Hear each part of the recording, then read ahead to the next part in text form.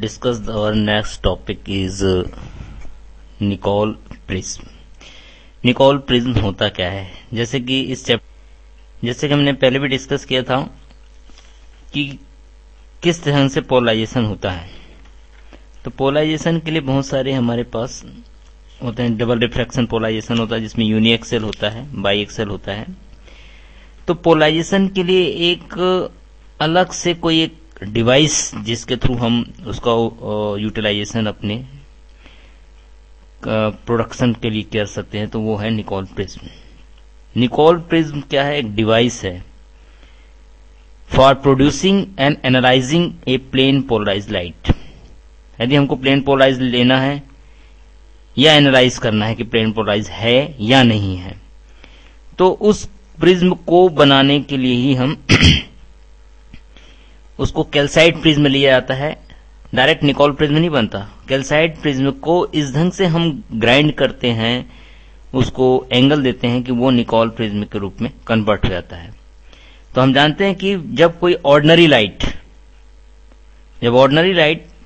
Transmit होती है calcite crystal से, तो वो जितनी भी है वो ऑर्डिनरी और एक्स्ट्रा ऑर्डिनरी लाइट के रूप में डिवाइड हो जाती है, which are completely plane polarise light with vibration in two mutual perpendicular plane.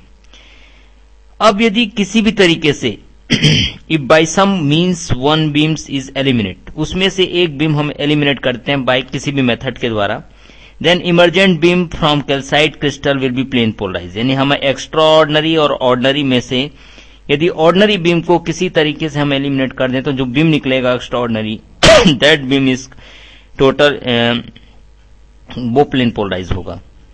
तो इसको करने के लिए हमको इन 1828 में निकोल एक साइंटिस्ट है जिन्होंने एलिमिनेट किया ऑर्डिनरी बीम को by utilising the phenomena of total reflection at thin film of Canada balsam. एक कनाडा बाल्सम पेस्ट है, उसके through separating the two pieces of calcite. तो इस डिवाइस को हमने नाम दे दिया है कैल्साइट प्रिज्म। तो इसको यहाँ पे आपको दिखाई दे रहा है कंस्ट्रक्शन कैसा होगा।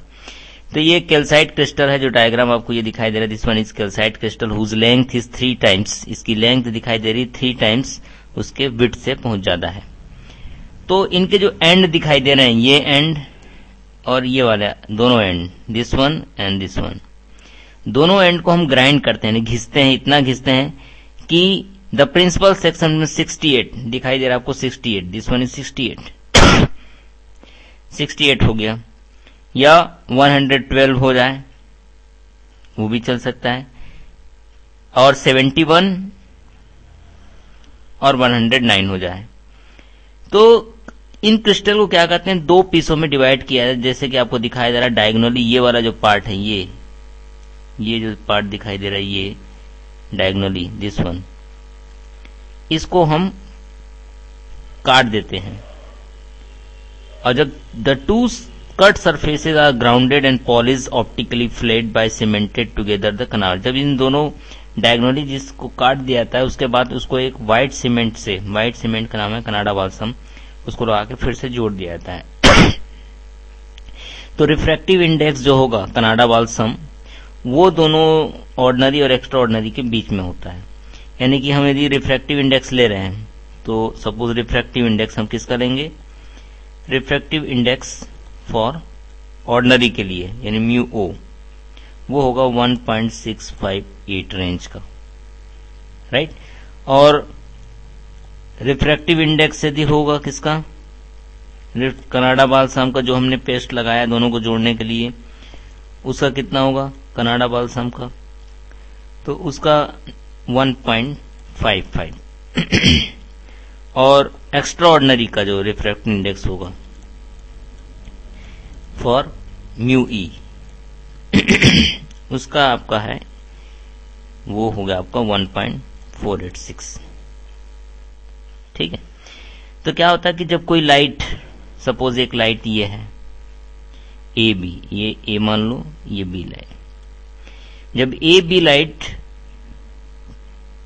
पी आर, ये पी आर सरफेस दिखाई दे रहा है, उस पे एंटर करती है, when a beam of light AB enter the phase PR in direction parallel to the long side, तो इट इज डबली रिफ्लेक्टेड, वो डबल रिफ्लेक्ट हो जाती है। आपको दिखाई दे रहा है एक ऑर्डिनरी रेज के रूप में, ये जो जा रही है this one is ordinary rays, और ये जो जा रही है वो एक्स्ट्रा ऑर्डिनरी रेज के रूप में वो हमें मिलती है। ठीक है। The value from the value of refractive index given, ऐसे कि हम ऊपर बताया कि इट इज क्लियर दैट कि कनाडा बाल्सम जो है जो एक रेयर मीडियम की तरह बिहेव करेगा एक्स्ट्रा ऑर्डिनरी रेस के लिए, जो ऑर्डिनरी रेस जा रही है उसके लिए तो वो रेयर मीडियम की तरह बिहेव करेगा, और एंड डेंसर मीडियम की तरह बिहेव करेगा एक्स्ट्रा ऑर्डिनरी रेस के लिए। तो क्या होगा?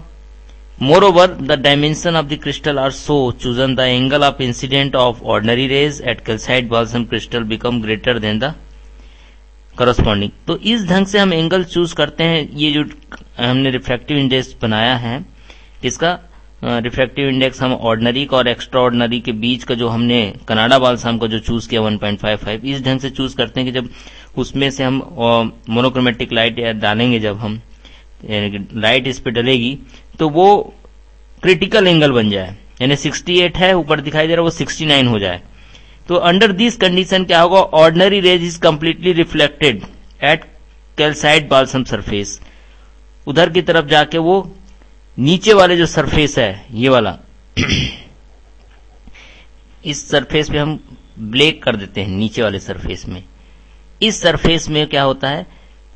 एब्जॉर्ब कर ले आती है ordinary rays, and extra ordinary rays is not totally reflected, वो रिफ्लेक्टेड नहीं होती, because it is a travelling for rare to denser medium में जाती है इसलिए। So therefore transmitted with no appreciable loss of intensity, और वो सीधे इजी गोइंग के साथ वो बाहर की तरफ इधर निकल जाती है extra ordinary raise.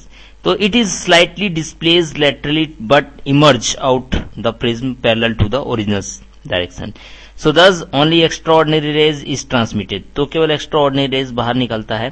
Since extraordinary rays is a plane polarized having vibration parallel to principal plane and the light emerging from the Nicol prism is plane polarized light।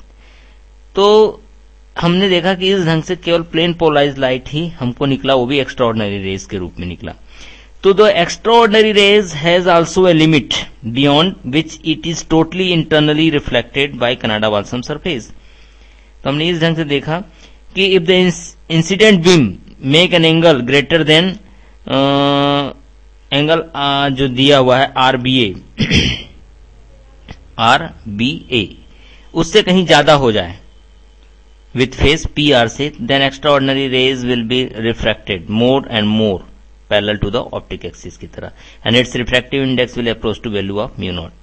So now no light will emerge out from the prism in this case the extraordinary will also suffer total reflection यदि ऐसा हो गया तो, और no light will emerge out from the prism, hence obtain the plane polarized light and incident beam should be confined with an angle of 14 degree on either side of। यदि इससे कम हो गया तो वो भी रिफ्लेक्टेड करती, लेकिन इस ढंग से ग्राइंड किया जाता है कि उसका रिफ्रैक्टिव इंडेक्स इस ढंग से ले आता है। ऑर्डिनरी का हमने लिया 1.658 और एक्स्ट्रा ऑर्डिनरी का लिया 1.486। इन दोनों के बीच जो हमने पेस्ट लगाया है, व्हाइट सीमेंट किया कनाडा बाल्सम का, उसका हमने लिया है बीचों बीच 1.55।